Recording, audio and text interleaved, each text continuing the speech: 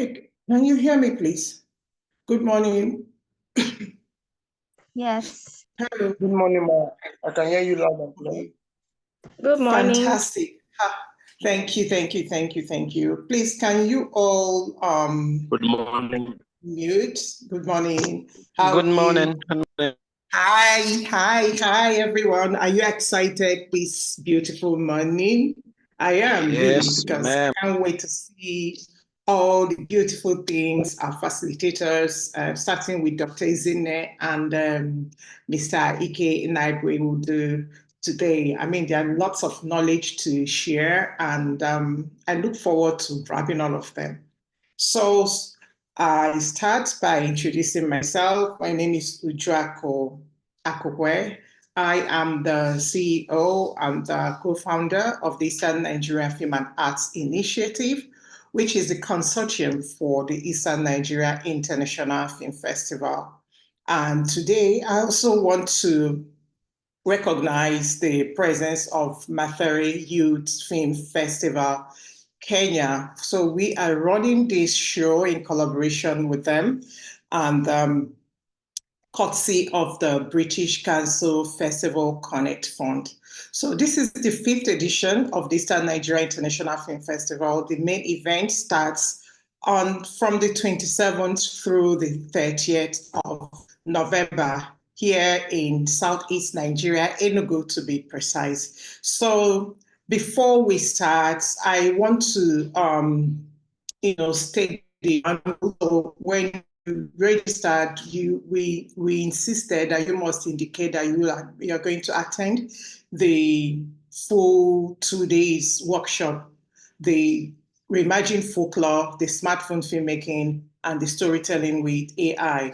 The reason is that we want the participants to be able to tell stories with our traditional stories, reimagine what it means to tell stories that resonate globally, and also tell those stories with their smartphone. So we are not expecting you to go and start buying the most expensive gadgets, and also connect it to what's going on globally, because our world as we know it today has changed. So you're supposed to also see how you can use AI to enhance storytelling. So for AI, that's for tomorrow. And the reason for that is that there is a competition which we are going to be announcing much later.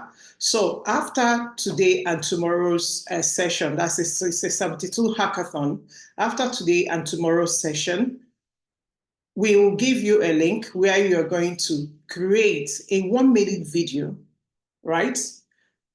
You can tell any story you want, but that story must connect to any social issue. It could be on gender, it could be on climate change, it could be on anything at all, but let that, whatever story you want to tell, let it address a social issue. Then you submit a 1-minute video to the link we are going to be sharing with you. And when you submit it, the juries will go through the all submission and select best 40.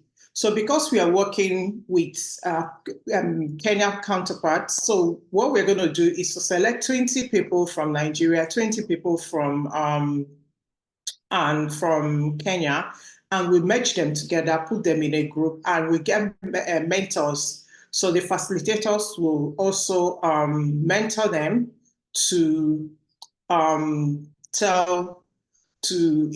enhance their stories, to submit those stories, which we're going to be screening much later next year. And we're going to have a grand event around that. But that's for the 40 participants that we're going to be selecting later, which will be mentored. They will be mentored by Ike, myself, Ezinne, and Malik. So let's start by introducing the facilitator who is here today, Dr. Ezinne Ezepue. So Dr. Ezinne Ezepue is a script analyst and film industry scholar known for her extensive publication on the Nigerian film industry, with a master's in film and television, a PhD in media studies, and exposure to numerous international film festivals, where she has served in various capacities. Ezepue is knowledgeable on trends in the African cinema space. specifically Nigeria. A senior lecturer of film studies, Dr. Ezinne currently researches African storytelling. We focus on African folklore adaptation at International Film School, Cologne, Germany. Through her research, Ezepue is developing a toolbox for adapting folklore into contemporary film narratives that address social issues, deconstruct stereotypes about Africa, and promote positive identity. Her workshops on folklore adaptation draw extensively from this toolbox. Dr. Ezinne's interest in African narratives transcends entertainment to query ways that contemporary film narratives can contribute to the preservation and revitalization of folklore, boost youth employment and creativity, curb crimes, and lead to sustainable economy. She's a published scholar who has written extensively on Nigerian films and industry, and on Nigerian films and the industry popularly known as Nollywood. So right now, can you please say a very big welcome? No, don't unmute, just like clap, just use your emoji and just clap for Dr. Ezinne as she takes us on a journey today. Thank you so much. So Ezinne, over to you. Can you unmute? Yeah, sure. Good morning, Fantastic. everyone. So the show is yours. Thank you very much. Good morning, everyone, and welcome to our workshop today. Ujok, thank you so very much for the kind introduction. I'd like to share slides, and I would have to be made host to be able to do that, I suppose.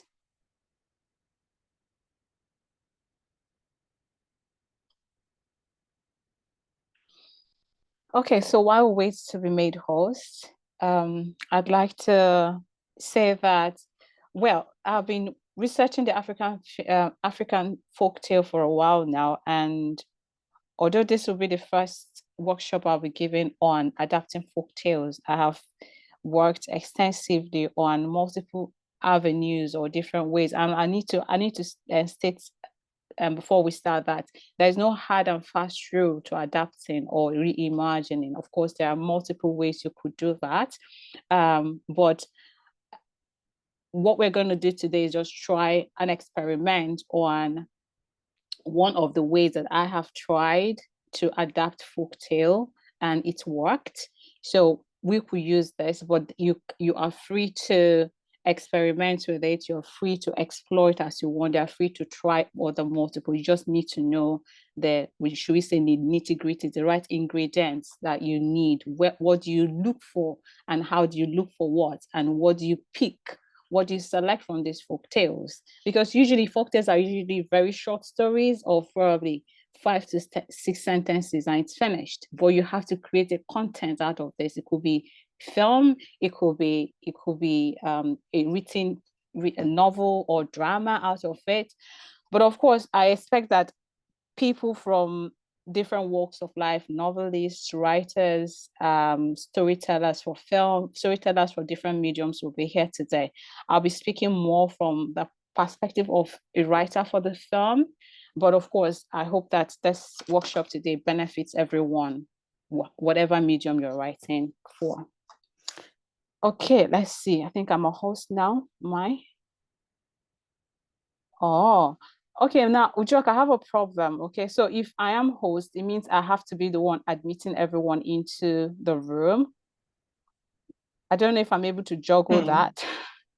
I don't know if I'm able to juggle that. You're an excellent facilitator, so I think you can juggle that, right? Okay, that's fine. Okay, let's just get started. Always click admit all, and we'll get you rolling. All right, cool. Okay, we'll get started, and hopefully we will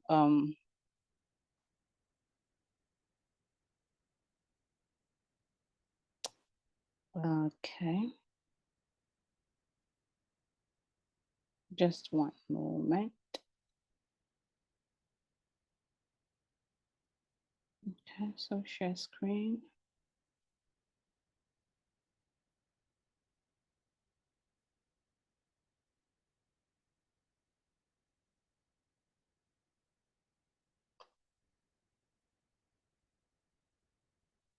Okay, can you all see my screen? Yes. Yes, ma'am. Can you see my slide? Yes. Okay, good. Yes, we can see the slide. Very clear. Thank you. Let me see. I'm trying to see all of the admit all. I can't see the waiting room once I start sharing my slide. I can't see the waiting room.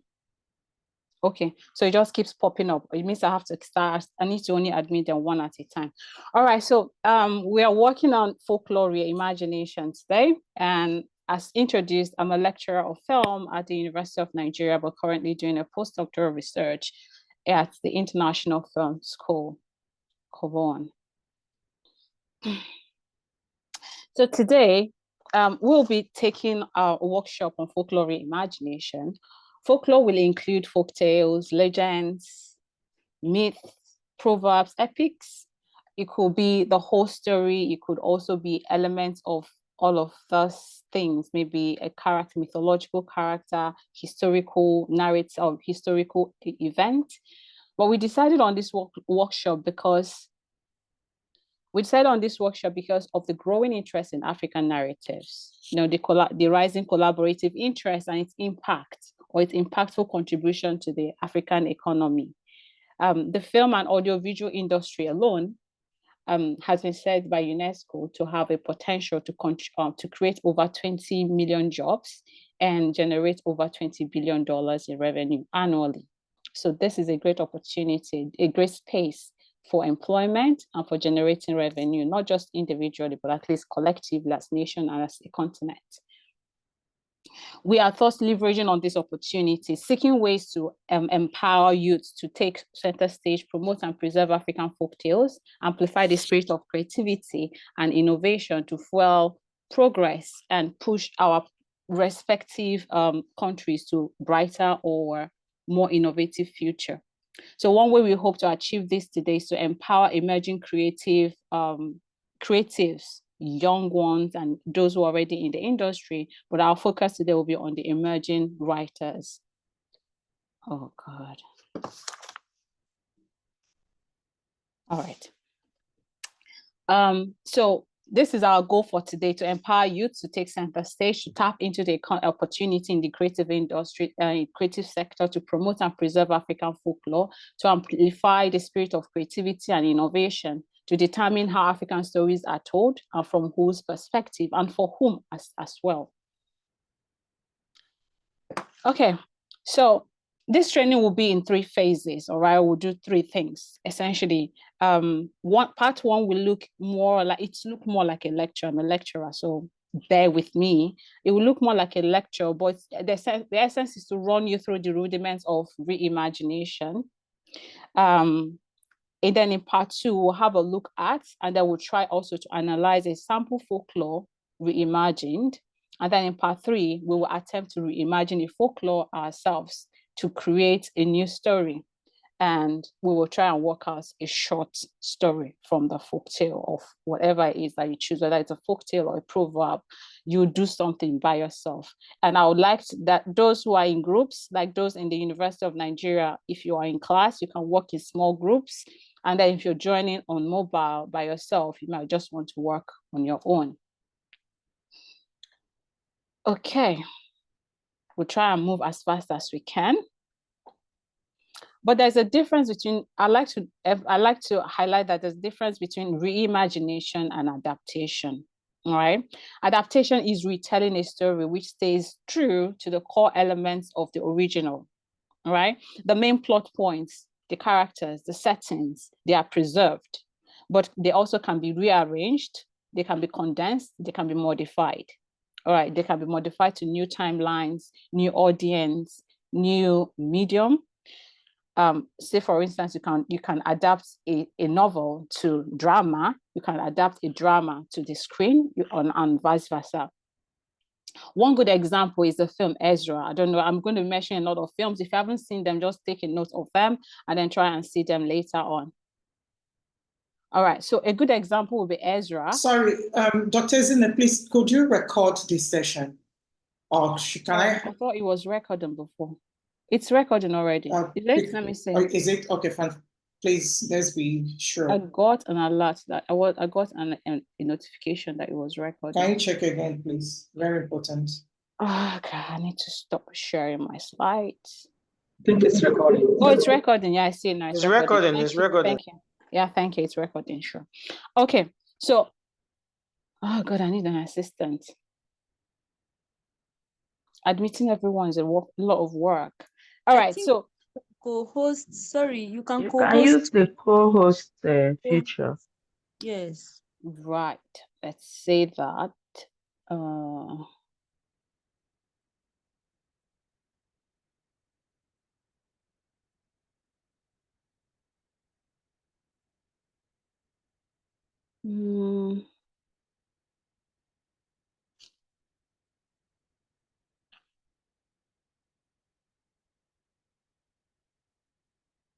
Oh, there's a.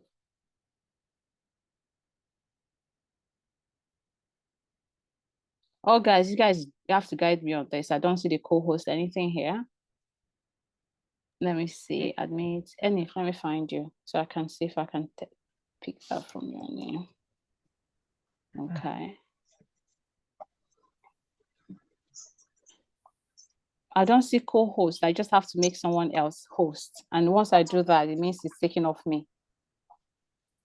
Sadly, so we just continue. I don't see a co-host. The original owner of the Zoom can find the co-host feature. Oh, they already made me a host. Ujak, are you still here? Is it possible? Yes, she already made me a host. I have to. Can you send me your? Can you quickly send me your slides, please? Can you just send me your slides? Okay. Because I'm not a host, so. What do you want to do with the slides? You want to be sharing the slides for me?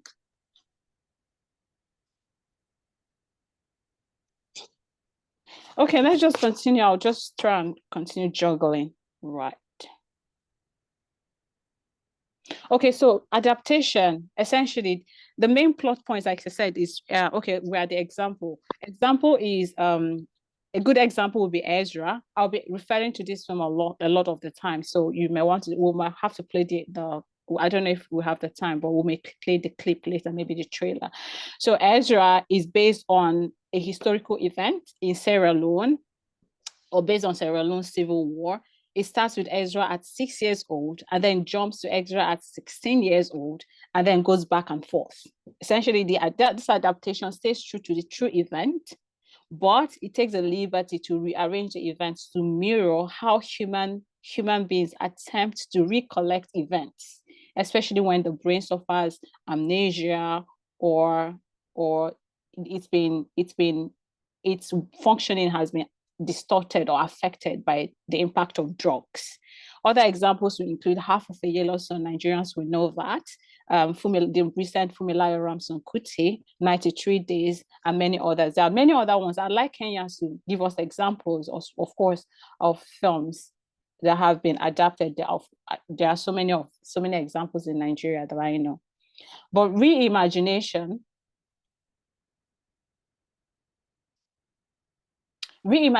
would then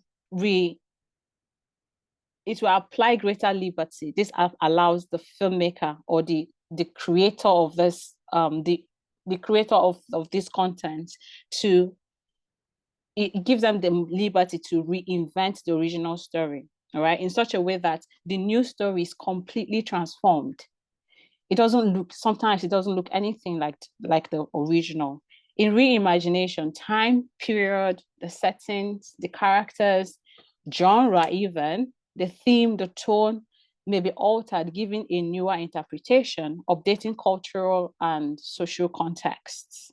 Essentially, reimagination only draws inspiration from the source material, allowing flexibility with narrative elements. Often it births a completely new story that shares very few commonalities with the original. If you've seen the film His House, please take note of the films. Okay, you can check them out later on. A lot of the films I'll be mentioning are available on Netflix, so you can see them. In His House, which borrows only a mythical character, the Apeth, a night witch, which can bless or curse. It has the capability to bless or curse. So the Apeth, for instance, here, this character here, the Apeth is a formless creature in the folktale. In original folktale, it has no form, it has no figure. It's something that is like a spirit, and it sort of moves around like the wind, and then it can move into a human being and embody them or take over their bodies and all of that. But then in his house, it's given a physical form, a voice even, and a new interpretation. And then in this film, Apeth goes beyond just being a spirit to a metaphor for exploring themes of loss, of trauma, of irregular migration, dislocation from home, giving it relevance in today's world. So the essence of reimagining folktale is preserving folktale. And if you to preserve it, you bring it into our contemporary society, make it relevant to contemporary audience. So you'll be speaking to an issue that is with us today, something that is relatable, something that your audience will understand, for instance, and something that is universal, if you may. For instance, stories or tales of trauma is something everyone can relate with. Tales of migration is something everybody can, especially us on the continent, even those who are not on the continent. Some are coming into Africa. So movement is something that everyone understands. Admit all. Okay, let's move as quick as we can because we have a lot of exercises to do. How did I get here? All right, so we'll do a very quick exercise, all right? I'll stop sharing my slides and then we'll do a very quick exercise. I'd like us to, from my description of adaptation and reimagination, I'd like you to tell me a little bit of what you understand the differences might be between adaptation and between adaptation and reimagination. What do you think adaptation is, and what do you think reimagination is? What do they share in common, and how are they different? If you just type quickly into the chat box, that will be appreciated.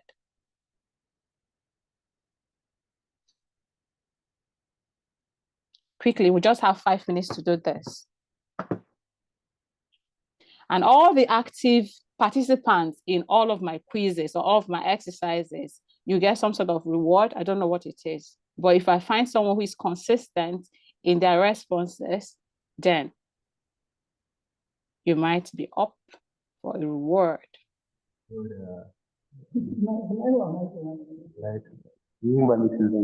Yes, 73 is an adaptation, okay? That's right.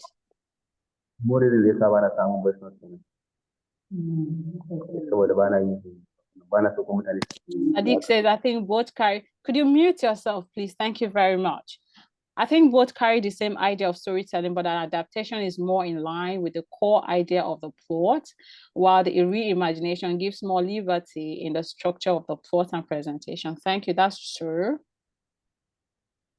Adaptation and reimagination enable us to preserve our stories. That's right. Adaptation is true. Am I timing this? 5 minutes. Okay, so we'll have 4 minutes. Adaptation is true to the original, while reimagination, although preserved, are more edified. Adaptation is not condensed. Adaptation is not condensed. It depends, really. Sometimes it is condensed. For instance, you have a novel of 1,000 pages. You have to condense them, right? You have to condense. You need to remove some things. You need to collapse some things together so that everything fits. It's not everything, but at least those that depend on what medium you're adapting it into. Say, for instance, you have a novel of 200 pages and you have to do a drama or a stage play of only 30 minutes. How do you get a 200-page novel into a 30-minute drama without necessarily condensing? Can we please put ourselves on mute? Please, thank you very much. I suggest you mute everyone, please. Okay, done that. All right. back to our chat.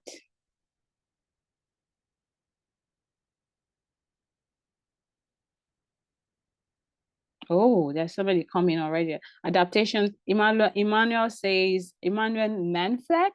Is that me? Manflex. Forgive me if I murder your name. Sorry, it's not intentional. Adaptation, story conflict stays the same. Reimagination, story conflict undergoes a fundamental. I like that, fundamental transformation. That is correct. I like that word, fundamental, because there is a huge change that the story undergoes when you reimagine it. Adaptation can be a form of, this from Philip Osigwe, adaptation can be a form of changing the form of the story to another form. By form, I mean medium. October 1 is an adaptation. October 1 is an adaptation. Okay, that's debatable.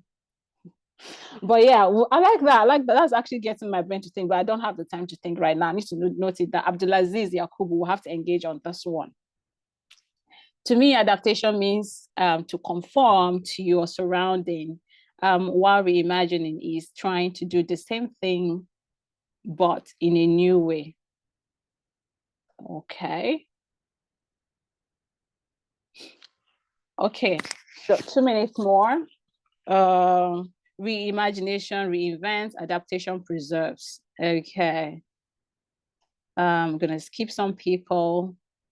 Oh God, you guys are so brilliant. Thank you so much for participating. The movie Lord of the Rings is an example of adaptation. Ira Yomide Ajayi. Thank you. Reimagination gives room for the writer or filmmaker to give a new interpretation. That's true. Crosswords.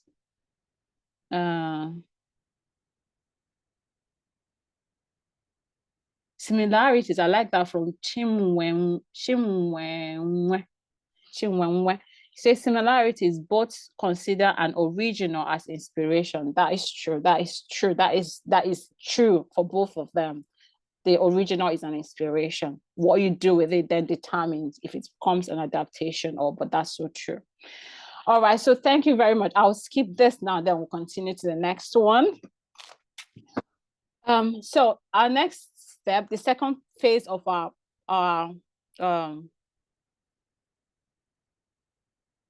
the second phase of our workshop today will be the rudiments of folklore reimagination. What do you need? What is important? What is relevant? What is necessary when you are reimagining a folklore or folktale? I like to say folklore because it's not necessarily restricted to folktale. It can be mythological narrative. It can be a historical narrative. It can be songs. It can be proverbs. It can be anything at all. So these are, you're not restricted to this. This is just a guideline. It doesn't mean that you're restricted, or this is a hard and fast rule about going, hard and fast rule of reimagination, right?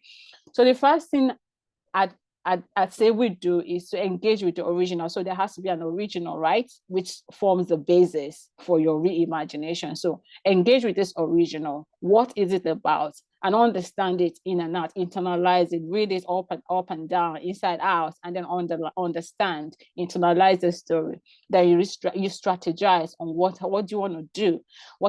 How do you want to reinvent the story? What do you want it to speak about? So essentially you're thinking about your goal with your goal and mission with this original, and then you modernize it, because the essence of folklore reimagination is to make it consumable to people of this time, because there are stories that you're told and you're wondering, but that doesn't work anymore. I've read folk tales about where women are not supposed to be in a certain way or do certain things, but that has changed. They have changed and women do certain things now, or men, based on the culture, this becomes a taboo for a man to do this and that. But you see that in modern world, it's no longer acceptable that men don't do that or men do this and all of that. So it's more like modernizing it. If you're bringing it into this time, it's more like, and you are maintaining the form it is. It could be that you are critiquing it. So you have to modernize in such a way that it becomes understandable, or it makes sense to a contemporary audience. Then you expand it. What do you want to add? What do you need to remove? Are there new inspirations from somewhere else that you need to infuse into this? Are you going to mix and match some things to get new form? And then you begin your draft. Again, this is not a hard and fast rule, but of course, this is a guide that you could use and then infuse other things. All right. So engaging with the original, you have to identify the core elements of the original. Here, the best thing, the only thing you do in this part or in this particular phase is research. Research. Someone will say, I'm not writing a thesis, I'm not writing an academic paper. Well, research is important. Perhaps the research you're doing at this point is not the same as the research you'll be doing when you're writing an academic paper, but it's important that you do a research and you understand why. For you to identify the essence of the original narrative, you need to read, you need to understand, and you need to research into that narrative. Research comes with multiple questions, and the questions you'll be asking yourself will be, where is this story from that's original? Where is it from? Essentially, you need to understand the culture from which the story emanates. Where is it from? Who are the characters within this original? What is their motivation? What is the conflict? What is the setting? What makes the original story unique? What do you like about it and why do you like it? Why is it compelling? Why is it even attracting you in the first place? Why does it appeal to you? When you understand all of these things, then you might decide, okay, this is what I like about the story. Maybe this character is unique. And then you take this character and then it becomes your story idea. It becomes an idea that will guide the story you're creating. Perhaps it is the theme of the story that you like. And then you pick that out. It could be the entire story, the entire plot pleases you, take that. But of course, you need to understand the elements of the story and what it is that makes the story unique beyond the rest of other stories. Okay, so what aspect of the original do you want to choose for reimagination? We're asking questions here because we need to research in order to understand the culture from which the original is emerging to avoid ethical problems like misrepresentation or cultural appropriation. You may not worry about these things depending on what you're taking from the story. So for instance, if you take the story of his house, I mentioned that earlier, Apeth, for instance, is culturally specific. There are certain cultures on the continent that recognize Apeth.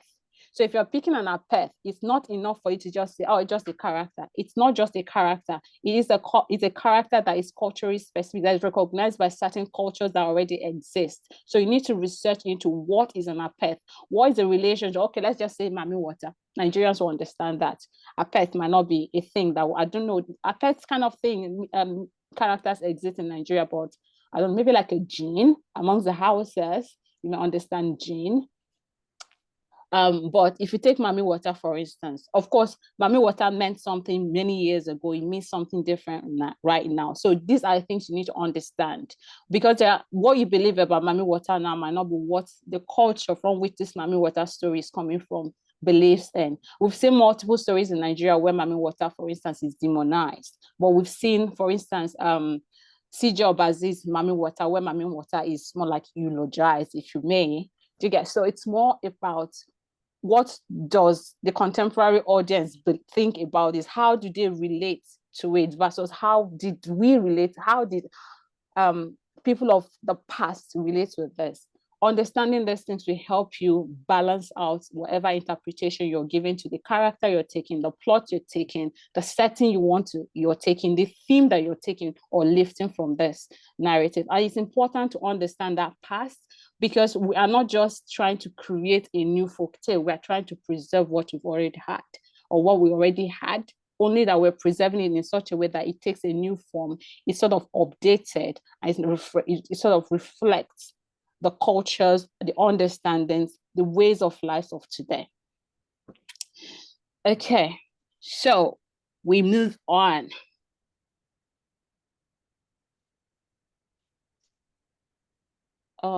Give me a minute, I need to admit people.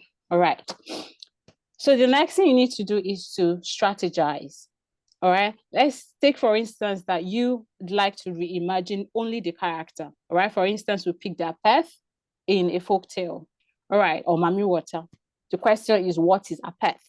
How does Apeth manifest? What are the powers? What sort of powers does an Apeth have? Is there anything that actually can hinder or limit the power of an Apeth? How versatile is the power of an Apeth? Sort of question. To what extent can it curse or bless? How did it manifest among the folks of before? What communities recognize Apeth? How do communities relate to Apeth? If Apeth were to take a form, what might it look like?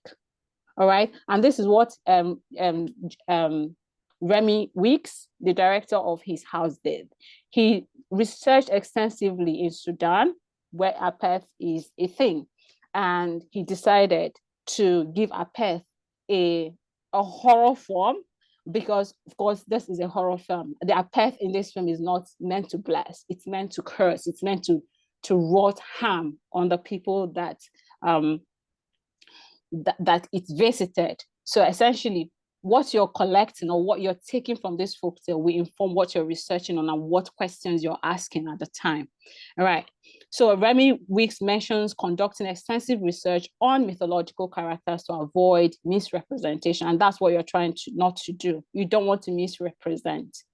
This class is too short, and actually 2 hours is not enough to talk about this, because there are other things you need to talk about. I've recently started talking about gaze. Gaze is like whose point of view or whose perspective are you telling a story from, and for whom are you telling the story? The gaze will inform, will also guide you to think, how am I representing this, a pet, for instance, and for whom am I representing a pet? Am I being fair to the culture that has it? Am I crossing any sort of ethical boundaries and all of that? This is really important. It's not enough to just pick an Apeth and then tell any story you want, especially now that you're trying to preserve your folklore. Okay, admit. All right, another example will be his house. Oh no. Yes, another example will be his house. Sorry, Our Father the Devil. I saw this film recently, and it's beautiful. It uses the Rwandan genocide, for instance, as a backdrop to tell a story of survival, trauma, and healing. Eli Fumbi, the director, needed a research into the civil unrest to understand the amount of trauma survivors could have faced. All right, she's from Cameroon, right? But she was very interested in this war, so she did extensive research. But beyond researching that, she also did research on multiple women who have suffered various forms of traumas. She's asked them questions about their journeys to healing. She's asked them questions about how their trauma impacted their relationships and their everyday existence. And then she created a formidable lead character. This film is very beautiful film. It has just 3 main characters, I think, actually 3 main characters, and it lasted over an hour, but it's a film that keeps you glued to your screen, because she created a formidable lead character whose journey to healing resonates universally. It's something that we understand. So she's told a story, a historical event, even though she does not engage with this war or the genocide, but it serves as a backdrop. But for her to actually create this believably, she had to research into the war, but most importantly, she had to engage multiple women who have passed through various forms of trauma to understand. And from their testimonies, she's able to create a character. And interestingly, she said that even psychologists have said to her, have commended the depiction of the lead character, how believable it is that she's able to recreate, or she's able to embody the lived experiences of women who have actually passed through trauma. And Babetida herself, the lead character, has never really experienced any sort of trauma to that length. So this is the power of research. This is what research does to your work. All right. So if you're, for instance, you're deciding to choose genre, so we're talking about characters. If you're deciding to choose genre, say genre is what you're interested, the genre of the folk tale is, or folklore is what sort of interests you. You can choose a genre which allows you to speak to modern and contemporary audience, allowing you to explore themes in new and creative ways. Remember, this is the essence of reimagination in the first place, anyways, to reach new audience, right? New and wider audience members. As seen in Netflix's African Folktale Reimagined. If you haven't seen that, see it's on Netflix. There are quite, I think, 6 short folk tales from different parts of Nigeria, Kenya and Nigeria, from different parts of Africa, Kenya and Nigeria included. So as seen in this Folktale Reimagined, you can adapt a fairy tale into a science fiction, as the Nigerian contributor did, Korede Aziz did, with Zabin Halima, or you can adapt into a thriller like Lukman Ali did with Katera of the Punishment Island. But you can retain the genre if it suits you, right? So for instance, Apeth usually occurs in very horror or horrifying stories. And then in his house, it was retained in that sort of genre. You can also choose the setting if that's what pleases you. But all in all, I need to say that if you are researching and asking questions, do not feel shy to use the internet. Do not feel shy to use the AI. We're in a world where AI knows of multiple things that you do not know. It can give you ideas of where to look for materials. It can give you an understanding. But sometimes information on Africa is usually, you need to take it with a pinch of salt. You need to read between the lines and know when it's telling you what is true and what is not. So if it gives you references, it's good that you do refer to those references rather than just take everything it says hook, line, and sinker. Okay, so but importantly, what I need to point out in terms of strategizing is your voice. Your voice is what makes your story unique. Your voice is what makes it stand out. So give it a voice. The voice drives the goal that you want to pursue with this film. Newton Aduaka, who is the director of Ezra, I think Ezra is on Netflix. Yes, it is. Please see, it's a beautiful film. He said that he was born, one of the interviews he was given around his film, he mentioned that he was born in 1966 in Eastern Nigeria, I think, just about the time the Civil War was starting. And then he said he heard stories of the war, and he heard stories about underaged children being forced into war as well. With that in mind, Ezra wanted to show what it was like being a child soldier, bringing into focus an important aspect of war that is often glossed over or hardly talked about. So that was his goal. That was the voice he wanted to give to his film, that these things exist and we don't talk about it. And then he's asking questions around, what does he do to these children, to this young one? How does it affect them going forward? How does it impact them? Of course, how it impacts them also impacts the rest of society, because you have a child who is damaged, the society or the people around it will be impacted. So you have to have a voice. Your voice has to be an important part of your strategizing. Okay, so the next thing we'll talk about is being innovative. You need to modernize. Waiting room. Okay. All right, so speak to modern issue. Your story might be taken from many, multiple thousands of years ago. A pet has lived for a long time. Genes, for instance, the genes or the spirits. Mami Water has older than all of us, all right? Came with the creation of the world or the creation of our culture, whatsoever. I don't know at what point it came in, but this is older than a lot of us. But you can make it relevant in today's world by speaking to a modern and contemporary issue. For instance, in Mami Water, it talked about, it used Mami Water to discuss issues between generational conflict. For instance, the apeth in his house, for instance, was used to discuss separation or dislocation, anxieties, traumas, or issues of migration or irregular migration and all of those. So yeah, just make you relevant so that we understand. And then also bringing it into contemporary situations allows you to use it as a metaphor, and that way it gives some depth to your work. It allows people to ask questions after they've seen your film, not just forget that film and 1 day, 2 days after seeing it, they're asking, okay, what was the film about again? So, but if your film has depth, people talk about it, and the more they talk about it, the more others want to know about it as well. Okay, so in his house, Apeth is relevant. Okay, we talked about that already. Besides being contemporary, his house is universal, relating to people across the world. This is the sole reason for reimagining folklore today, to make them accessible to modern audience in ways that we can understand and relate to them. So the next thing you want to do after this is to introduce and expand on conflicts and stakes. You need to up the stakes. Folktales are usually very small and sometimes more like, so the child, when the stubborn child goes into the bush and then he or she is swallowed by a snake. That's it. So this is just to teach a moral of do not disobey and all of those. But you need to expand your story depending on how much you want, how long your story is going to be. 5 minutes, 10 minutes, 20 minutes, 1 hour, 2 hours. You need to up the stakes. In his house, you just pick a pet, for instance, as a mythological character.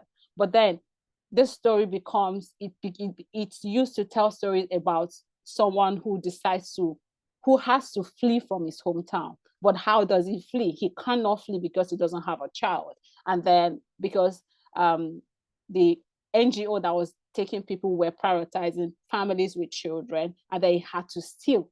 And then you have story like Banela and Adama. Okay, we'll come to that later. I don't want to spoil this particular one because I love this film very much. But you need to up the stakes, all right?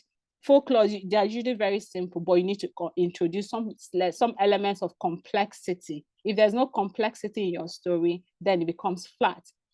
And that also works with, it also affects the tone and tempo of your film. And then at the end of the day, it's one of those ones we see, and then we'll forget it the next instant or the next minute.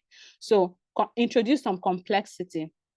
Make your characters complex, give them depth. This can be achieved through introducing backstories, giving them some sort of motivation, giving them some sort of flaw, giving them some tough challenges to overcome. You can create dilemma as well. That's another way to expand the conflict. Create some sort of dilemma and moral ambiguity. The film you see here, Banela et Adama, the main character, Banel, she is in love with Adama, who's like her childhood sweetheart. But because of her culture, she's forced into marriage with someone else. Adama's older brother, right?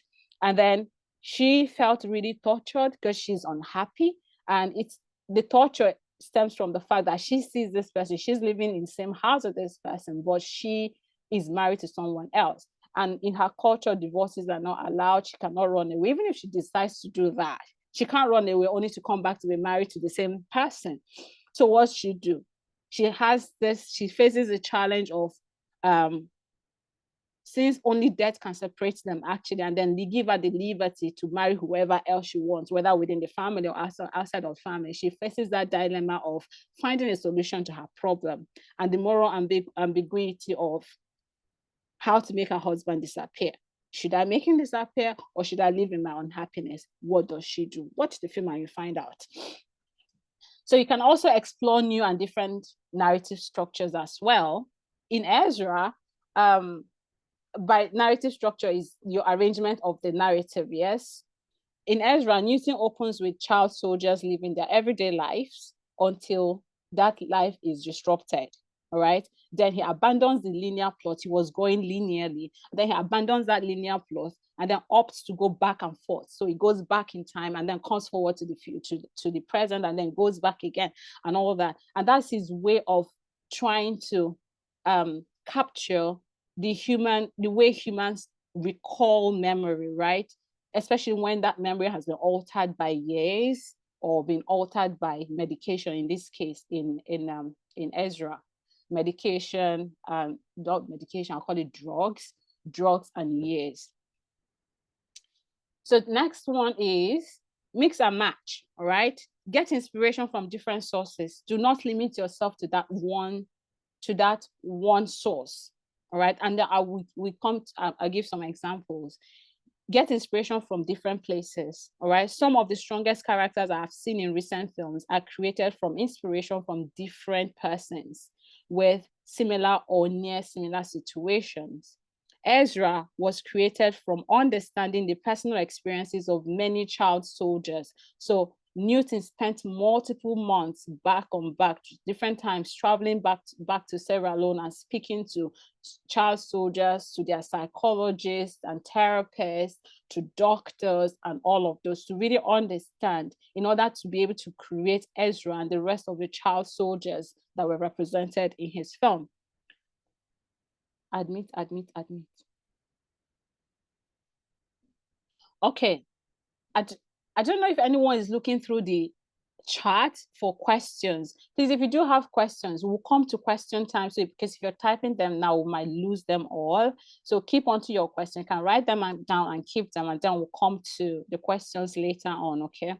But if it's really important, I don't know, someone really needs to be looking at that, but I just think you should, because of the number of persons we have here. The best thing, just note your questions and then we'll come to them later on, okay? Admit. Okay, so another example of a very great character that still lives in my head today is Marie in Our Father the Devil. I mentioned this from earlier about the genocide, the Rwandan genocide. She was created from the testimonies of women who have lived or who are living with trauma. Mohammed, Mohammed, sorry, I won't try to pronounce the surname. He's the director of Ezigne. It's one of the Africa Folktales Reimagined on Netflix. He said the inspiration of for the visual realization of Jean. You see the Jean is the one, this character on the screen. This one, I don't know if you see. Oh shit! Sorry guys, forgive my language.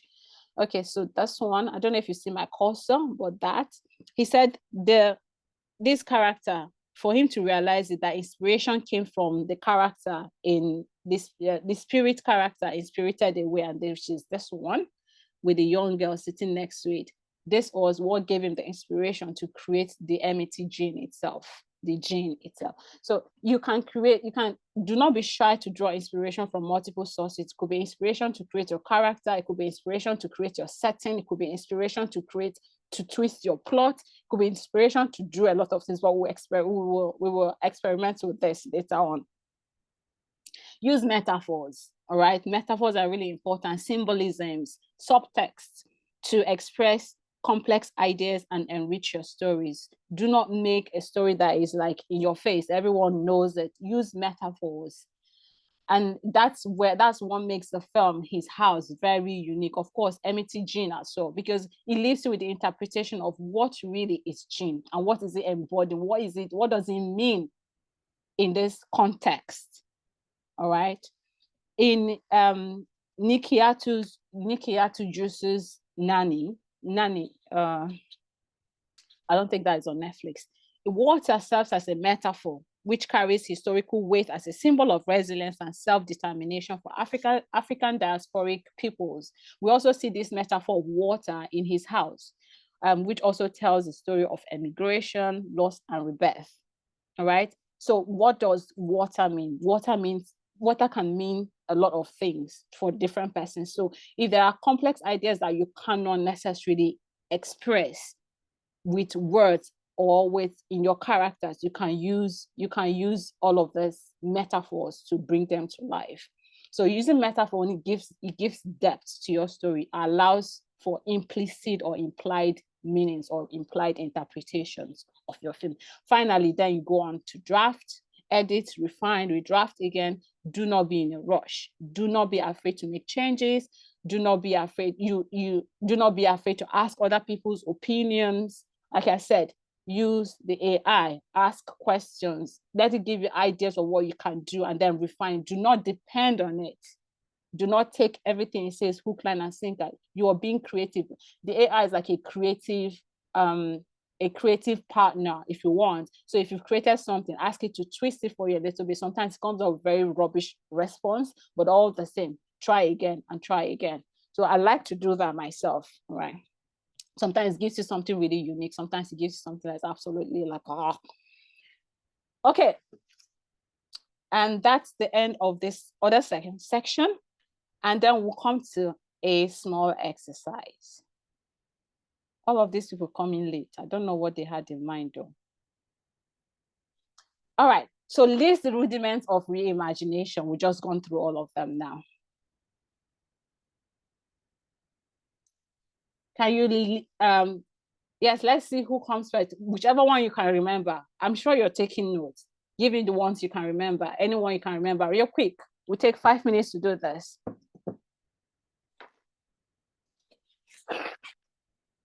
Research, thank you. That's really important. That one is really engage with, you guys are too fast. All right, just keep it coming though. Engage with the original Chinwe. I like your name. I think you'll be one of those who will get a prize from me. Chinwe. I'm not sure if I'm pronouncing it right, but I like that name. So Chinwe says, engage with the original, strategize more than, oh God, you copied from me. That's that's okay. Should I say just give a little context? Can just take one and then give a little bit of explanation or insight into what you really understand about that. But Chinwe, thank you so very much for giving us the list.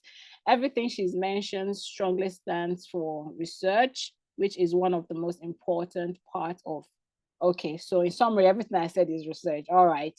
Our research is important. Like that's key, really. That's key. If you do your research well, then I don't know if you have issues with creating a formidable character or plot line or setting or whatsoever. So do your research. Strategize, modernize. Thank you, Sadiq. Innovation. Be innovative, model. Okay, so I'm looking for those who are going to give a little insight into what they are saying. Complexity. Introduce and expand. Think outside the box and make good research, okay?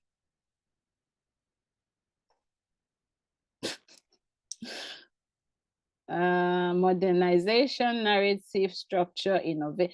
Can you just give a little context, guys, please? Use metaphors and symbolisms. Thank you, Aziz. Is it Aziz? Abdul Aziz. Drafts. Okay.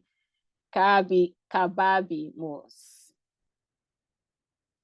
Strategizing in storytelling, reimagination means rethinking and refreshing familiar stories to make them feel new and exciting, correct? It involves using traditional storytelling methods while adding creative twists to connect with the audience in fresh ways, making the message more engaging and meaningful. Thank you, Sadiq.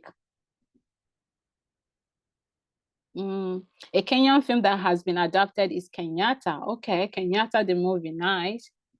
Basically a historical movie that chronologically discloses the rise and activism. So this is adaptation. Thank you very much. Do you want to give us an example of reimagination, for example, Abdulaziz? Thank you.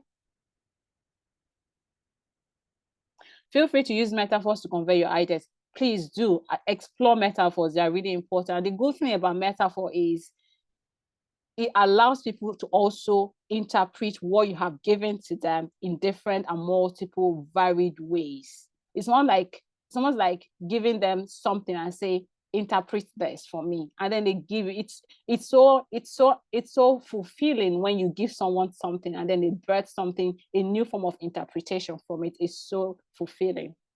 So yeah, feel free to use that. Thank you. I read that from Janet Anosike. Charles says, engage with the original, strategize. Okay. Research means going to the roots. I'm looking at the time. Research means going to the root of the story to make sure it is beefed up enough and also fair to the owners of the folklore. Yes, Grace, thank you. Complexity, Ogo, I agree with you. Madre Wesi, if there's not complex, it is. The tempo is usually fly. If your story is not complex, I don't know what it's doing. It's just one of those stories. It is still a story, all right, but tell you, after one day or two, people have forgotten your story. There are multiple films that I've watched, and like after 2 or 3 days, I don't remember the stories anymore. For me to talk about a story 1 year on, Our Father the Devil, I saw last year at a film festival, over a year now. I still remember it to date. His House, I saw 2 years ago. I still recall that. So your story has to be unique. Mami Water was the last year, I think, yeah. The story has to be great. It has to be complex because it gets you thinking, it gets the audience thinking, trying to understand what does this mean. I'm not saying make stories that are abstract and then people are lost. No, not that. Complex is not necessarily difficult to understand, but the interpretation is a little bit implied. So we try to tease it out, right? Okay, all right. So we will run back now. I don't know if I haven't read everybody's, but admit.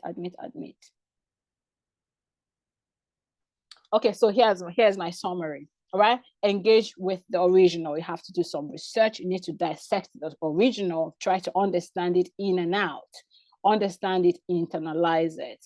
Then choose a strategy. That's a strategize, reimagine, reinvent.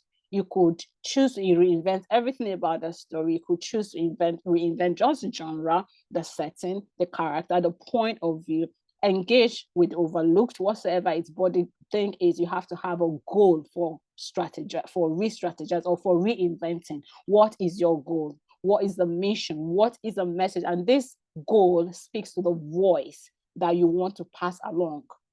For instance, in his house, it's essentially, it's not necessarily about do not steal what does not belong to others, but it's essentially the hidden challenge or the inner pains that immigrants face, especially when you are forced out of your home. You didn't leave because you just want to leave. You left because you had no other option but to leave. And then you come into a new environment. You are traumatized from trying to adjust into a new environment. You're facing discrimination. You're facing racism. You're struggling to find a new job. I don't have to mute you guys. I don't know why you unmute yourself anyways. Okay. All right, so modernize, contemporize your version, all right? Be innovative. And multiple films have been made on the Rwandan genocide. We'll come to that later. I think I'm going to say something about that. Multiple films have been said about that. I remember Trees of Peace that I saw that multiple years, a couple years ago. But then this is still very fresh. Sometimes there are films that have been made, for instance, if you watch American films, Black Lives Matter, all right?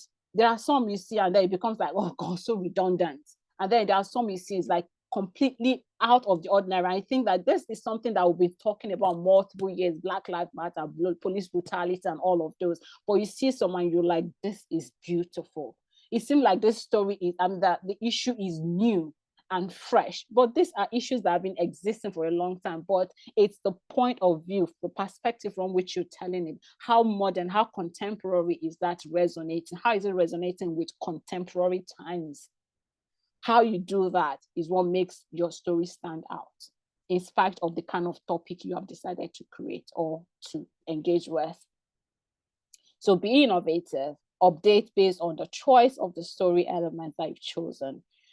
And then you expand, up the stakes, make your characters complex, and give them some dilemmas to deal with, give them moral ambiguities, give them flaws, and all of those. Those are things to make your character very, very, to live and breathe in your, just live rent-free in your audience's head, you know. And then you mix and match as well. Mix and match your sources, gather inspiration from different and related sources, use metaphors, symbolisms, subtext to enrich them, all right? Then draft, edit, and redraft again. Don't just write one version and you think, oh, it's beautiful. Now, no, leave it alone. Come back again and look at it again and then see what you've done. Do further research and then come back. Do not be scared to edit.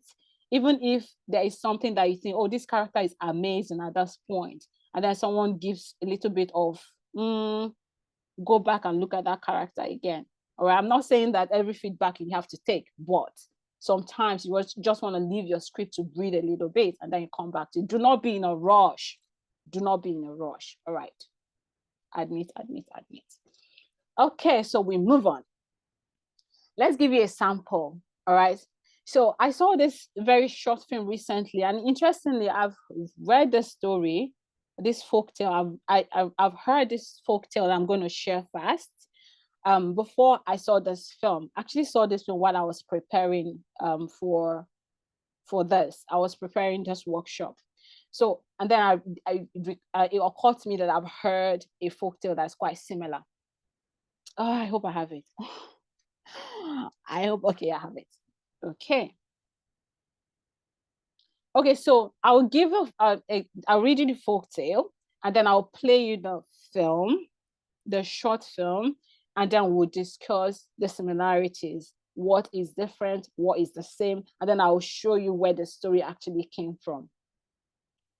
Okay, so this folk tale is titled The Red Thread. Once upon a time, there lived a poor family who had a child they loved so much. But due to hard times, financial difficulties and all of those, of course, they were really poor.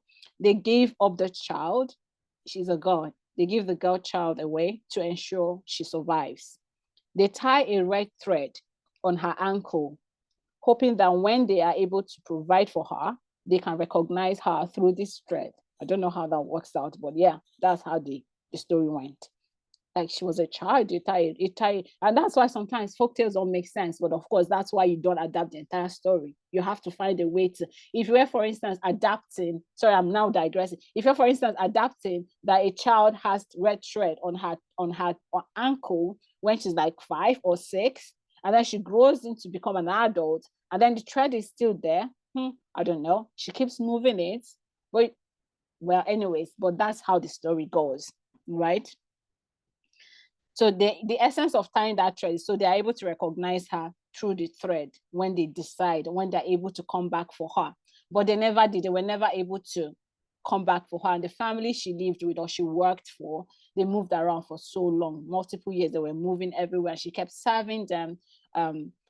So years passed and she lost clear memories of her birth family, retaining only the thread. Once while wandering, she discovers paths leading to different people of differing classes and heritages. She found a rarely used bushy path called the Path of the Reds. And out of curiosity, she follows this path. Thanks to the red thread on her ankle, she was reunited with her birth family. Now, this is not the story that inspired this animation, all right? But all the same, let's just watch the animation. I'm just gonna see, here we are. I hope we are able to see Israel. Where is the umbrella? Can you still see my screen? Yeah. Are you seeing the animation? No. Yeah. Okay. Yes, Thankfully, not silent. playing yet. So.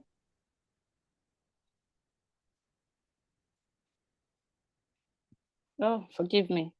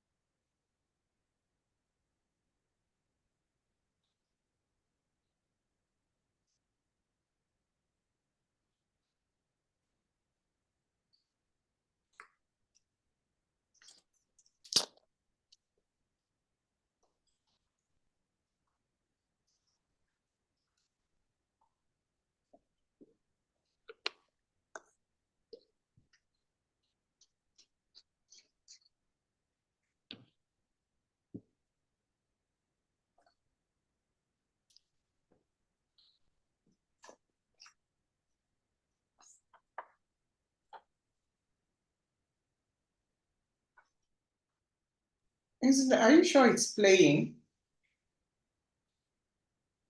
I don't know. Can you guys see? Can you see? Not playing. It's not playing. It's not playing. It's not playing. So you can't see it. It's not playing yet. We can see No, this. we can't. What can you see on my screen? Your presentation, reimagined umbrella. Oh. Okay. Can you share your screen? Yeah, because I had to move out of my screen.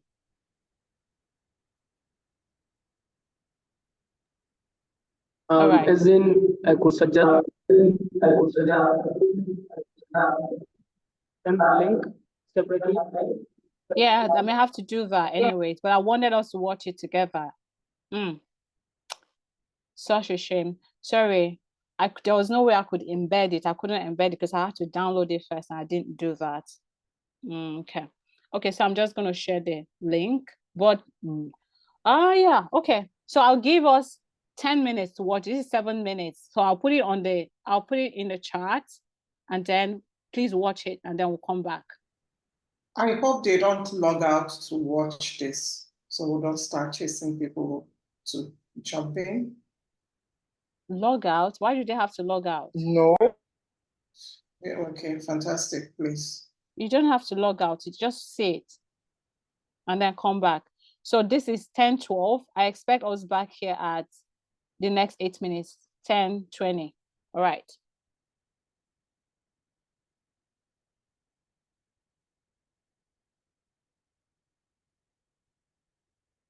If you don't come back 10:20, I'll start anyways. Okay, just give us like 10 minutes so we can show the team link.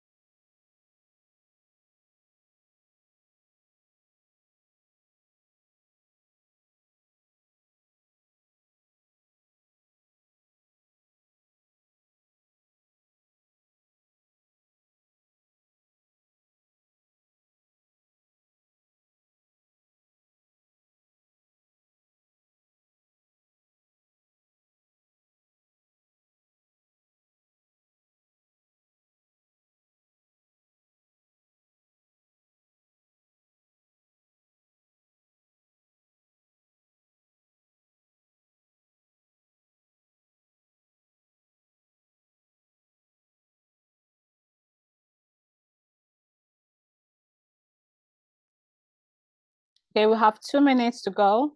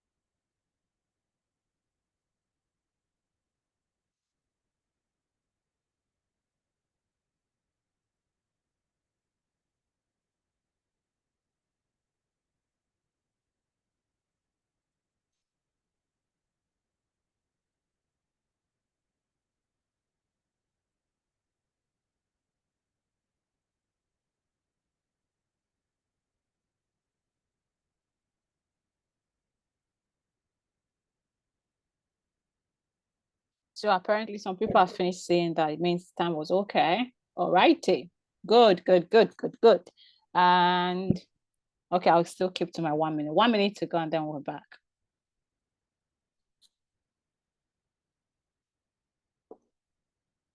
Ghost of Gabatula.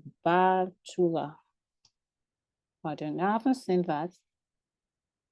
Where can it be watched? Do you have any idea? Abdulaziz?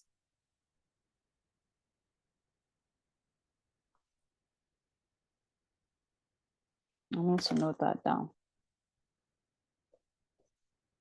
Ghost of Gabatula.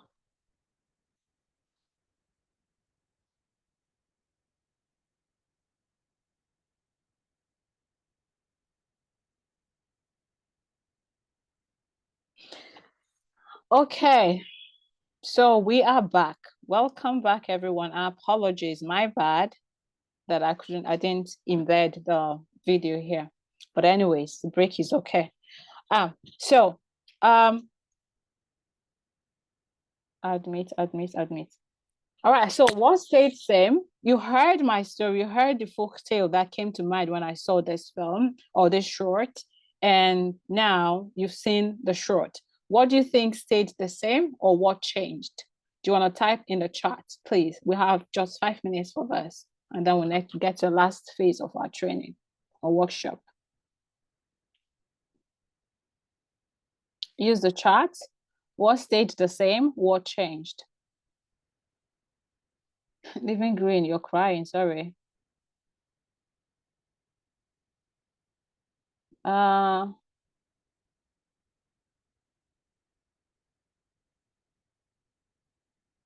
What stayed the same? I mean, in comparison to the folktale that I read, the red thread of life, and this one. The symbol, oh, thank you so much. That's beautiful. That's beautiful observation. Cecilia, calm down, someone. Cecilia Osita says there's a symbol of umbrella, and one has a symbol of umbrella, one has a symbol. So there's a symbol, only there's a difference. One is an umbrella and one is a red thread. Okay. Symbol of identity, but he never met his dad. Shame. The only thing is the muffler. Okay. A piece of property that a character held onto for Chinwenwe. Every time I see your name, I'm happy. I see every other person's name, I'm happy as well. The piece of property that the character held onto for a long time and was used to identify them. Okay, Olayinka says the yellow scarf. Gideon, for me, it was very expressive since there was no doubt. Okay.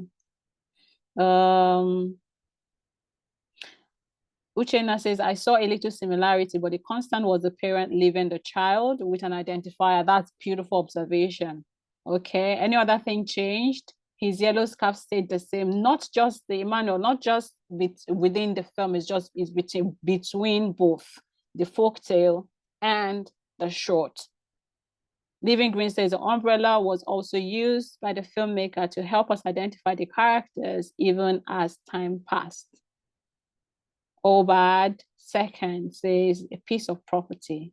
They both tapped into emotions, color red and yellow. Okay, Ojemba.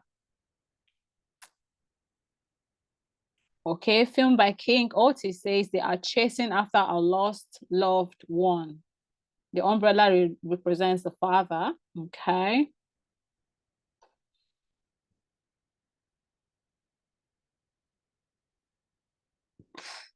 Okay, August Madwesi says about the boy growing in an orphanage being given out, just like the girl was given out as well. So similarity.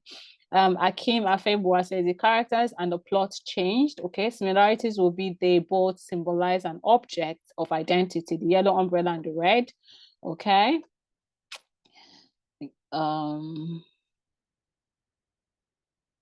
The yellow umbrella triggered emotions in the child until old age. Okay, thank you, Olayinka.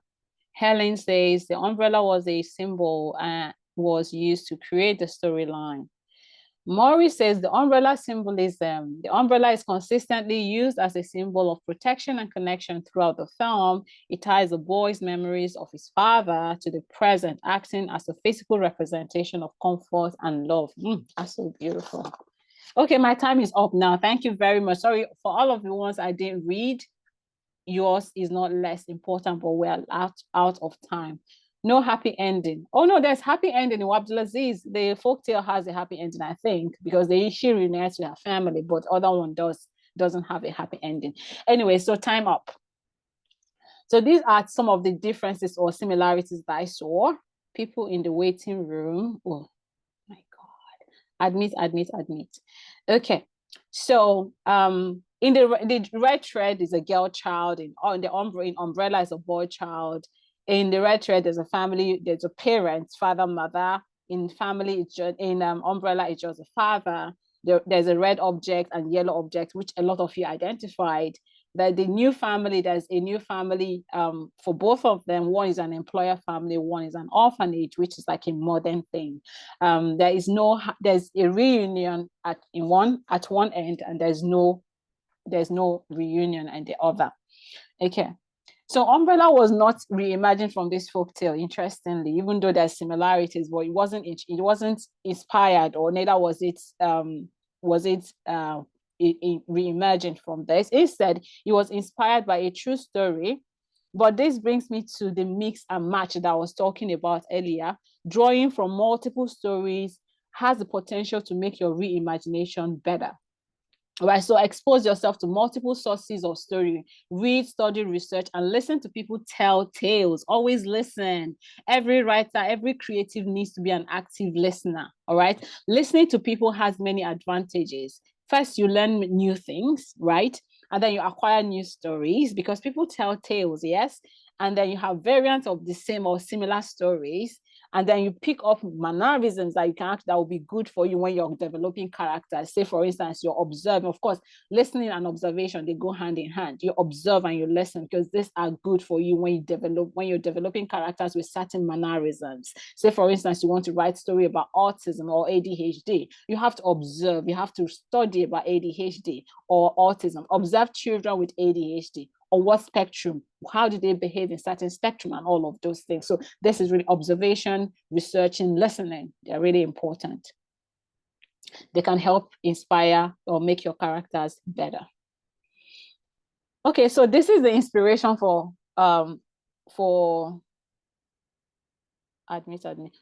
Umbrella. All right, it's about the director's sister goes to visit an orphanage and tries to give gifts to these children. And one boy says, no, I don't want a gift.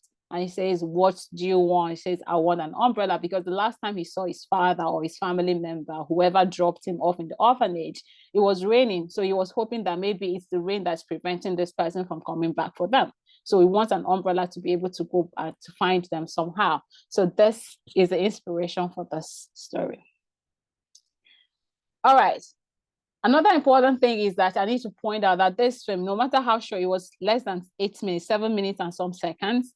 But he said, we didn't rush. It took them 10 years to make this. All right. We took our time. We knew in our hearts that one day we will bring this story to life. Umbrella is a work of love, discipline, and resilience. Do not rush your story. It's important.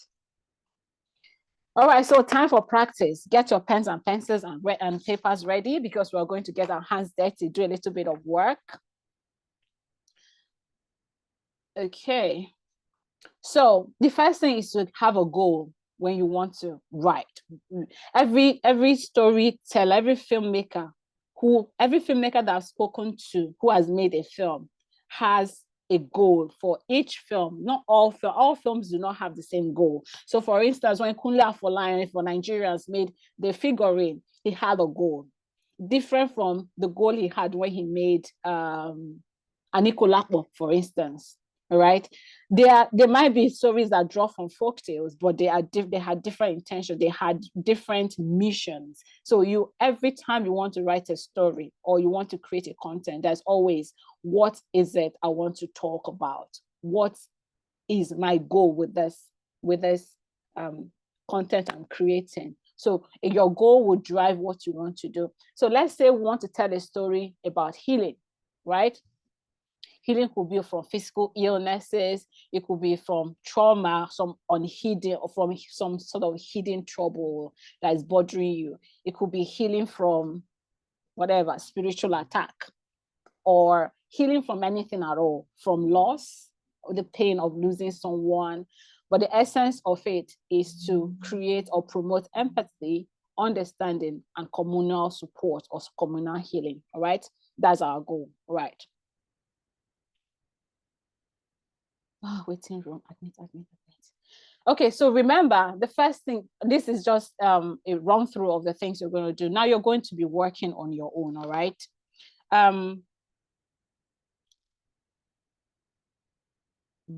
Just 1 minute.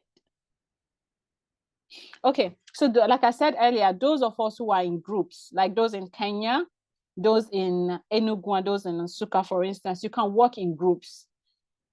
And of course, that allows you be able to interact and do all of the things that you want to do. Those of you who are individually on your own, you can also try and work. All right. Now, this is a rundown of the processes that we could take. There's no hard and fast rule to this. Think about a story, a folk tale or a folklore, anything at all. All right. You don't have to take all the time now to do the research. How much time do we have? So we have about 32 minutes. All right. This exercise is going to take us 20 minutes. Okay. Who wanted to speak? We'll have to indicate minutes. 28 minutes. Yes. So we have less than 30 minutes. You're going to take 20 minutes to do this exercise. All right. And actually not 20 minutes. Take 15 minutes. I know this is a little bit of time, too small a time for you to do this. You're going to think about a folk tale or a folklore or anything at all, or a story that you already have in your head. All right. It could be someone's experience or whatsoever. Think of a way to reinvent the story. How do you make it modern? Then how do you expand it? It doesn't have to be like a full-length story. It can be a very short film that will work within, like, serve like for a 2 or 3 minutes short. Mix and match. If there are other stories that we can borrow from, other characters that can borrow from to enhance what you have, then we won't do the drafting and all that. So we will come here and then we'll see if anyone is willing to share their story or their journey. But if we don't have the time, I will share mine and then you see how I've been able to do that. So what we do, actually, let's take 15 minutes. I'm talking too much. 15 minutes. So this is 10:33. We will come back at 15 minutes will be too much. Let's come back at 10:45. That gives us 12 minutes. Okay, your time starts now. 12:45, 10:45, we will start. I will come back here and then we'll start. If no one is ready. Hello, I have a question. Yes, please. Yeah, is it going to be written in a prose form or script? No. You're just gonna tell. Just try and do something. You can just work it out in your head. You don't have to write it down. You can just scribble it. It can be in a prose form, narrative form. It doesn't have to be with all of the dialogue and all the characters teased out. All right. We just want to work a little bit on reinventing a story that's already existing. Okay. Okay, thank you. You're most welcome. All right, your time is already starting. I'll come back to you in 10:45. Sorry, that leaves you 11 minutes.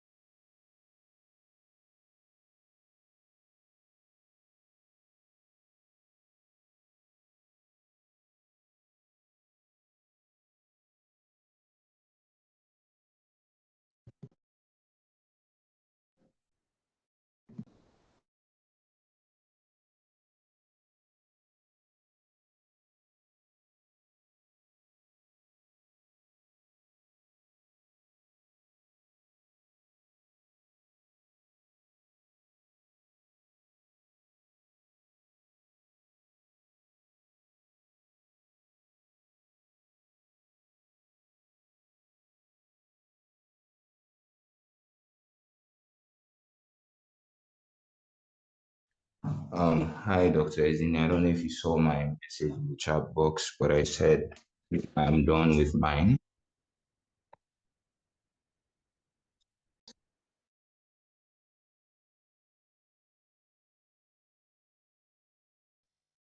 Please, my network was down and then I got logged off. Please, can somebody bring me up to speed with the exercise that's going on? Dr. Ezinne, are you still here? Yeah, I'm here. Sorry, I didn't realize I was on mute.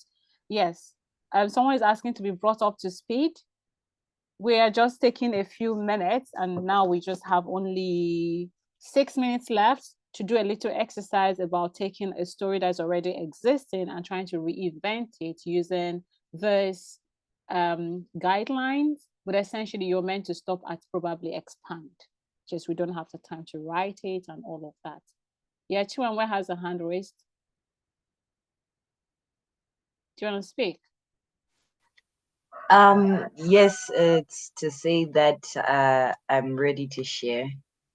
Okay, that's great. Thank you. We have fast workers. Good. All right, let's get started with you. Do you want to share your story? You start with the story that's original, and then tell us how you have reinvented it. Just about 2 or 3 minutes. So the first thing that came into my mind is folklore that exists in my culture around mermaids and water spirits. There is something about how within a village, the water spirits can take a person, take them underwater, and in that time, the people on land are not supposed to cry.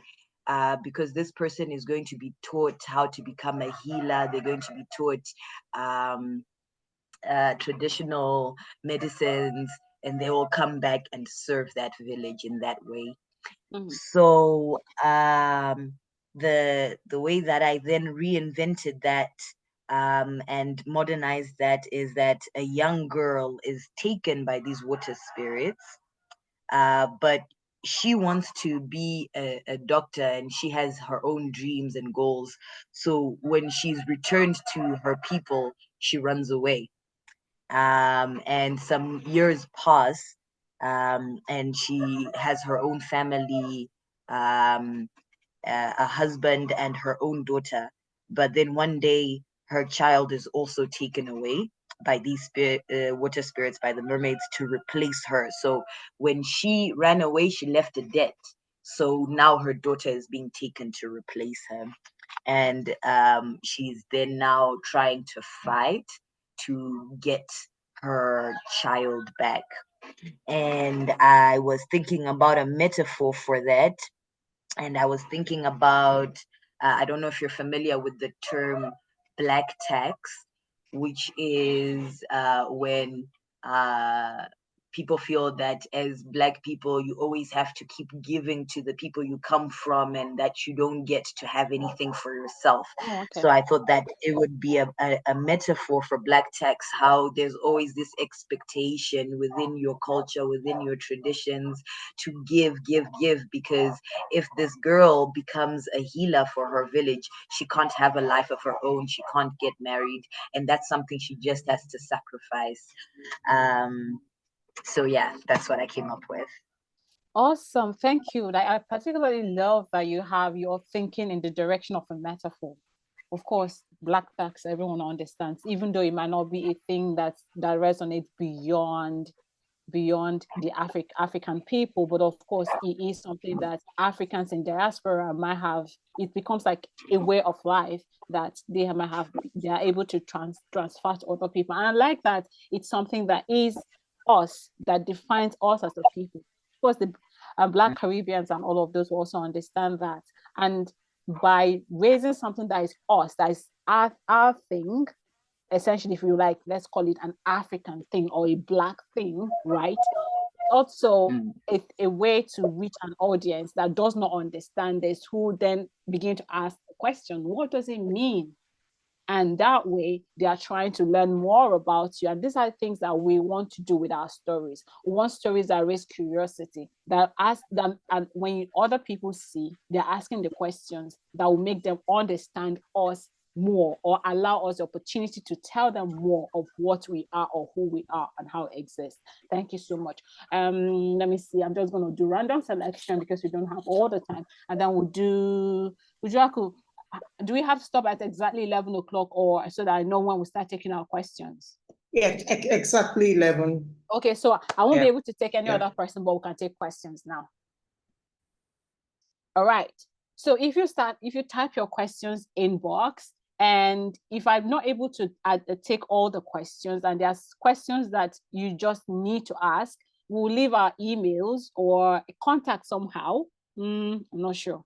Emails, I don't know.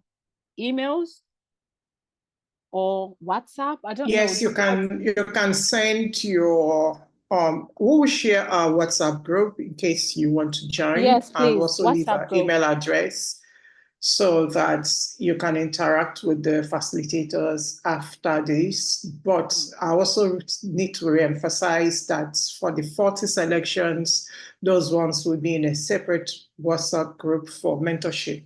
But for the general WhatsApp group, that's okay. So we can share it in case you need to interact with Dr. Ezinne much later. Appreciate it. Thank you. So Ezinne, go ahead. You have 10 minutes. Okay, please type your questions, because if I say ask questions now, we'll start introductory questions. Can you type your questions, please? I'm happy to share my email address, and if you have questions, please, once we come to the WhatsApp group, I'm happy to answer any questions that you have specifically for me. All right, but I'm going to drop here my personal email address.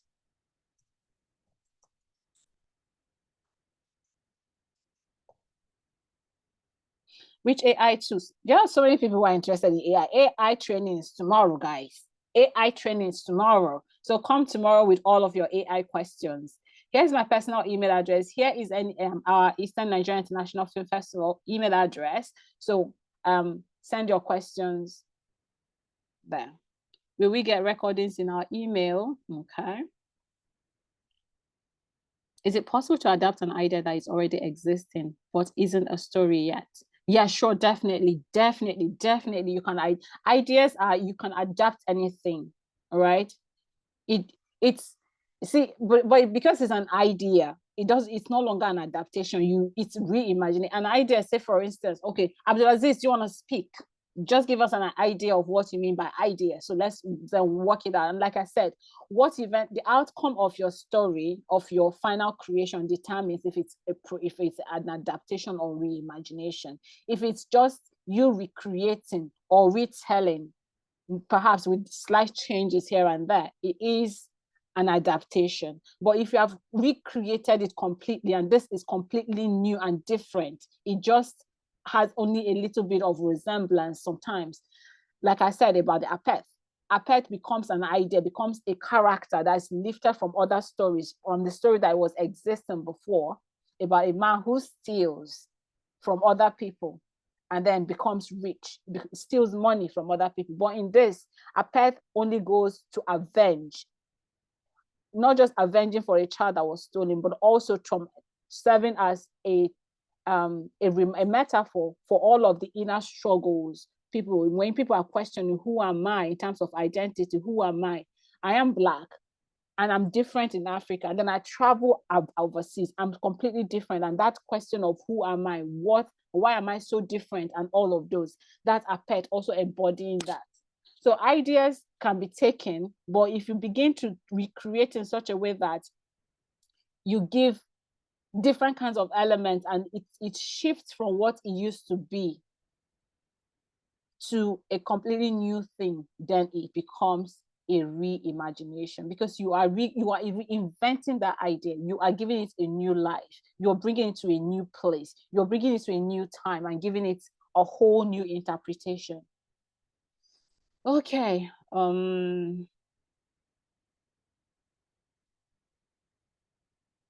Let me see. Does creating a folklore story necessarily mean that the story has to be spiritual? No, it doesn't have to be spiritual. It doesn't have to be. No, it's a final answer. It doesn't have to be spiritual. Explain more about the metaphor part. How much time do we have?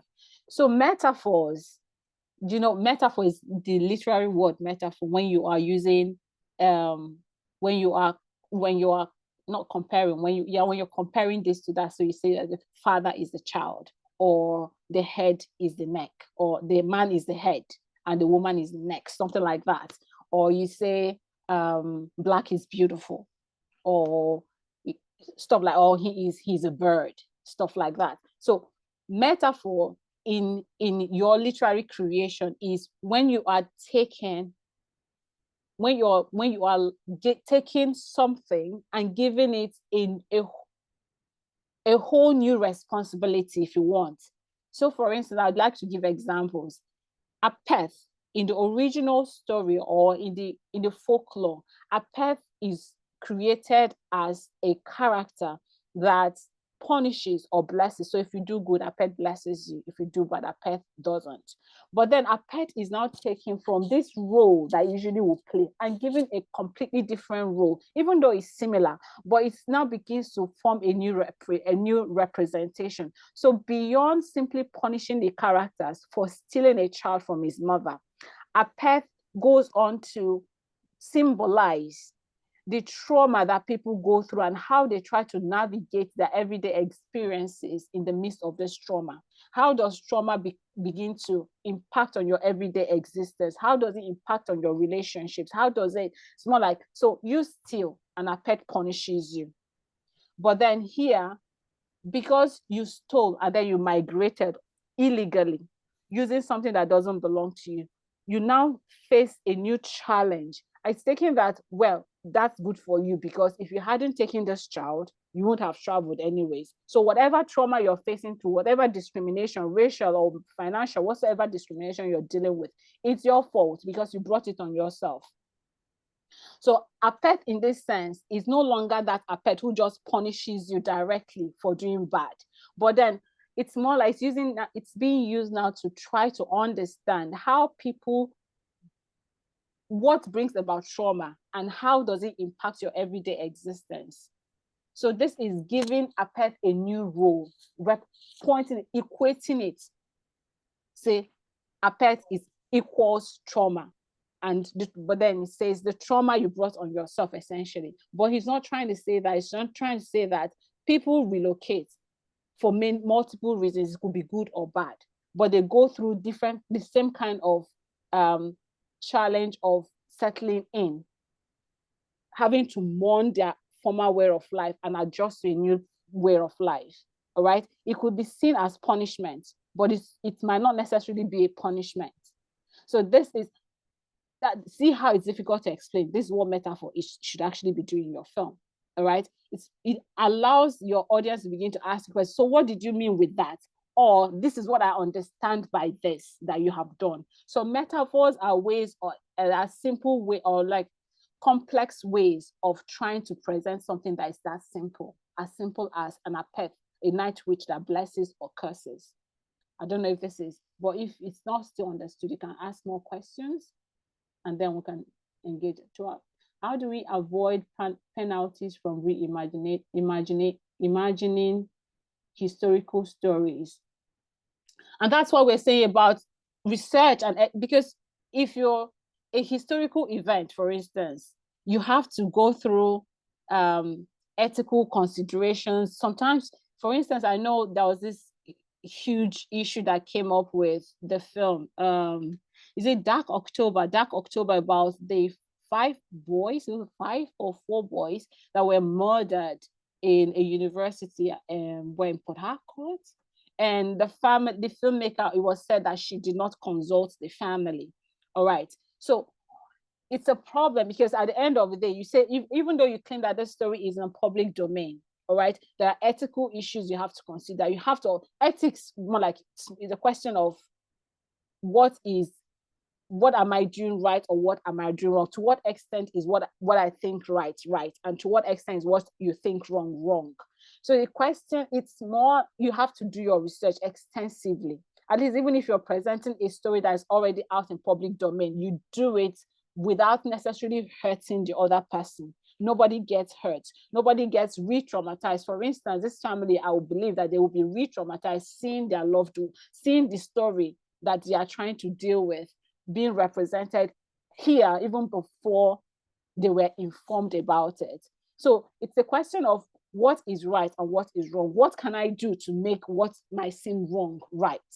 So you do your research, and then at the end of the day, if you're taking the entire story and bringing it and retelling it, then it's an adaptation. That is wrong. You need to get what's it called? You need to get express permission from them. But if you're taking only an element of that story and and then reinventing it, is different.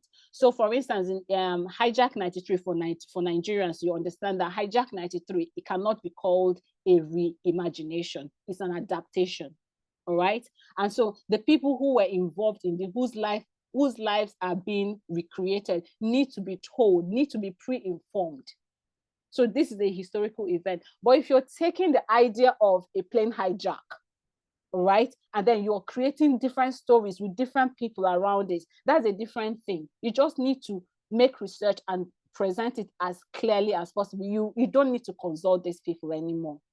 But if you're basing it on that historical event, then it's an adaptation and you need express permission. I need to do all of the ethical considerations and all of those. So I hope this answers your question, Abdulaziz. All right, we have 6 minutes. Are there copyright issues if you retell an existing reenacted by a puppet? No. Well, if you are reenacting his own, if it's like a reboot of his film, Jonathan Osike, this is for you.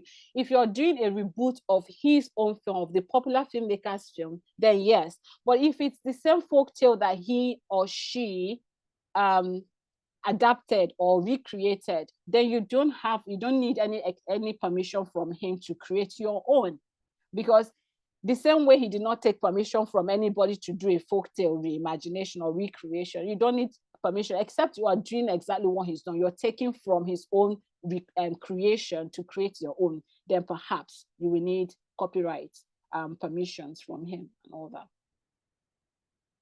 No, it's like it could even it's like someone else makes a different film and says Apeth is a character in that film. They don't need permission from Remy Weeks, for instance, because he's created something like that. There are other people who have created stories around the Apeth, all right? And there are multiple other people who have created stories about the gene, but they don't need permission because this is a mythological character, a mythical character or stuff like that. All right.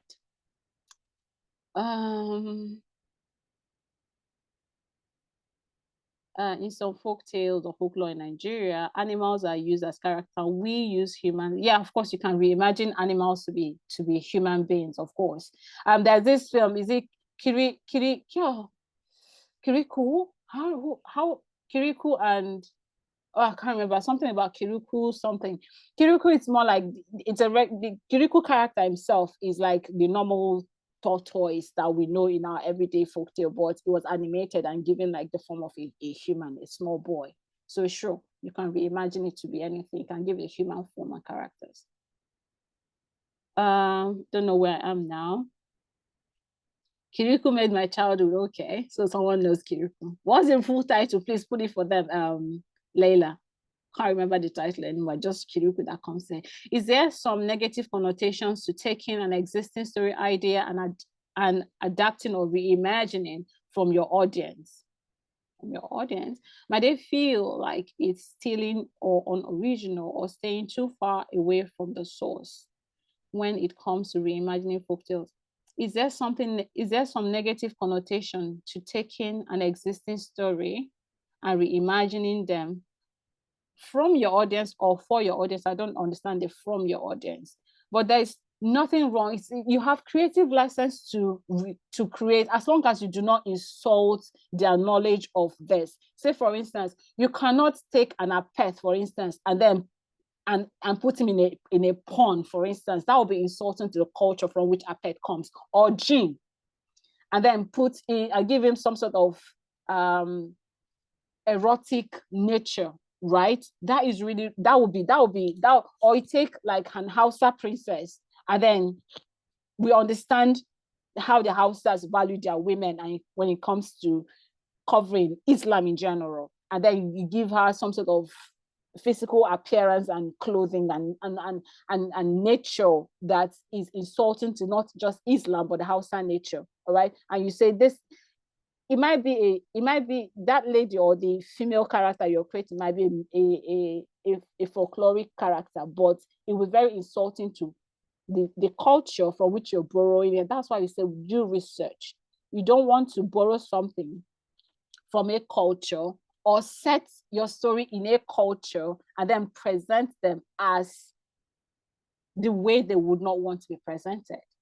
So you can take an Hausa princess in an Hausa folktale and then transport her to Kenya, for instance, and give her a Kenyan name. But the idea of this female character from the Hausa folktale is guiding what you're creating, but you have located this princess in a different culture. That's what reimagination is. So I can take a Barack Obama, for instance, and bring him and make him an Igbo man.